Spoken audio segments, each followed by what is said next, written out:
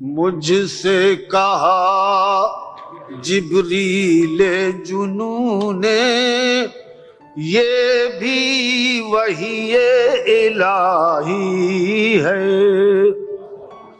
وہ اگر بات نہ پوچھے تو کریں کیا ہم بھی، آپ ہی روٹھتے ہیں آپ ہی من جاتے ہیں۔ بلبلو اپنی نوا فیض ہے ان آنکھوں کا، جن سے ہم سیکھنے انداز سخن جاتے ہیں۔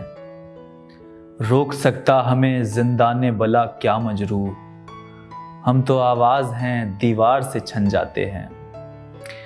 ناظرین آداب، ایک آواز جو ہمارے کانوں میں غزلوں اور گیتوں کے ذریعے آج بھی رس گھولنے کا کام کر رہی ہے، ایک پھول جس میں انقلابی رنگ بھی ہے اور رومانی خوشبوئیں بھی، ایک نغمہ جس کی سہاونی گونج 1950 سے آج تک ہندوستانی دھڑکنوں میں محفوظ ہے، ایک نام جو کسی تعارف کا محتاج نہیں، مجروح سلطان پوری۔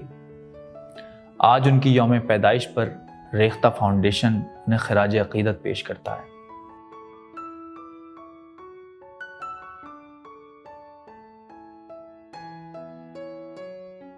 اپنے مخملی لب و لہجے میں انقلابی آہنگ سمیٹے ہوئے جن آوازوں نے پورے آب و تاب کے ساتھ 20ویں صدی کے روشن چراغوں میں اپنی شمولیت درج کرائی، ان میں سے ایک نام مجروح سلطان پوری کا بھی ہے۔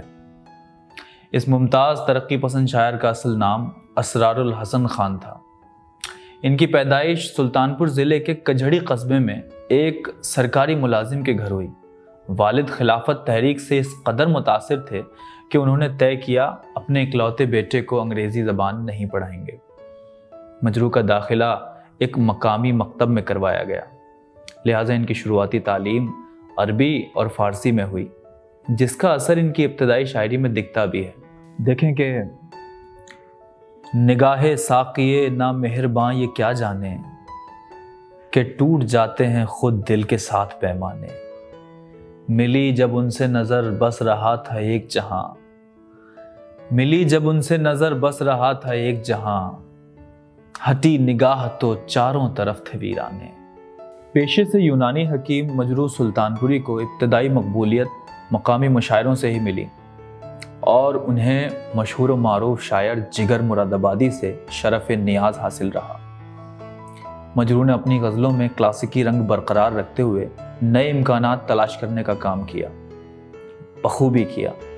اب ان کا ایک شعر یہ دیکھیے کہ دیکھنا رنگ بدن یار کے پیراہن میں، چاندنی دودھ سی چھٹکی ہے میرے آنگن میں۔ جگر مرادآبادی کی سرپرستی اور مقامی مشاعروں میں مقبولیت مجروح کو بمبئی کے سابو صدیق اسٹوڈیو کے ایک مشاعرے میں لے گئی، جہاں ان کی ملاقات فلم پروڈیوسر AR کاردار سے ہوئی اور وہاں سے شروع ہوا نغمہ نگاری کا سفر۔ مجروح نے کاردار کے لیے شاہجہاں فلم کے گانے لکھے، جس میں نوشاد نے موسیقی دی۔ یہ گانے خاصے مقبول ہوئے۔ جس طرف بھی چل پڑے ہم مابلہ پایان شوق، خار سے گل اور گل سے گلستاں بنتا گیا، میں اکیلا ہی چلا تھا جانب منزل مگر، لوگ ساتھ آتے گئے اور کارواں بنتا گیا۔ اس کے بعد مجروح بمبئی میں ہی مقیم ہو گئے اور فلموں کے لیے گانے لکھتے رہے۔ مجروح نے اپنی زندگی کے 55 برسوں میں تقریباً 350 گانے لکھے۔ او میرے دل کے چین، چھوڑ دو آنچل زمانہ کیا کہے گا، چاہوں گا میں تجھے سان سویرے جیسے سینکڑوں نغمے مجروح نے فلم انڈسٹری کو دیے۔ فلم دستک میں مجروح کی ایک غزل جس کو لتا منگیشکر نے آواز دی خاصی مقبول ہوئی۔ ہم ہیں متاع کوچہ و بازار کی طرح، اٹھتی ہے ہر نگاہ خریدار کی طرح، وہ تو کہیں ہے اور مگر دل کے آس پاس، پھرتی ہے کوئی شے نگاہ یار کی طرح۔ مجروح لکھ رہے ہیں وہ اہل وفا کا نام، ہم بھی کھڑے ہوئے ہیں گناہ گار کی طرح۔ مجروح ترقی پسند تحریک سے وابستہ تھے اور اس کے سرگرم رکن تھے۔ ابھی فلمی دنیا میں پاؤں پسار ہی رہے تھے کہ ان کا کمیونسٹ نظریے کی طرف جھکاؤ ان کے لیے مشکل کا سبب بن گیا۔ بمبئی مل ورکر ایسوسی ایشن کے ایک مشاعرے میں مزدوروں کے حق میں ایک نظم پڑھی، جس کی وجہ سے لگ بھگ 1.5 سال کی جیل بھی ہوئی۔ تقدیر کا شکوہ بے معنی، جینا ہی تجھے منظور نہیں، آپ اپنا مقدر بن نہ سکے اتنا تو کوئی مجبور نہیں. یہ محفل اہل دل ہے یہاں، ہم سب میں کش ہم سب ساقی. تفریق کریں انسانوں میں اس بزم کا یہ دستور نہیں. سنتے ہیں کہ کانٹے سے گل تک ہیں راہ میں لاکھوں ویرانے. کہتا ہے مگر یہ عزم جنوں صحرا سے گلستاں دور نہیں. گیتوں اور غزلوں سے ہمارے دلوں اور دماغوں کو روشن کرنے والا یہ چراغ آج بھی اپنے چاہنے والوں کے دلوں میں زندہ ہے. مجروح کے گیت آج بھی لوگوں میں اتنے ہی مقبول ہیں جتنے کہ تھے. مجروح کی ایک اہم خاصیت یہ ہے کہ فلمی دنیا اور ترقی پسند تحریک سے جڑے ہونے کے باوجود انہوں نے اپنے تخلیقی وجود کو ان دونوں سے بچائے رکھا اور باقاعدہ غزل کی شاعری بھی کرتے رہے.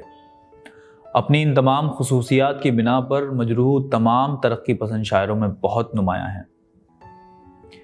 یوں تو آپس میں بگڑتے ہیں خفا ہوتے ہیں، ملنے والے کہیں الفت میں جدا ہوتے ہیں.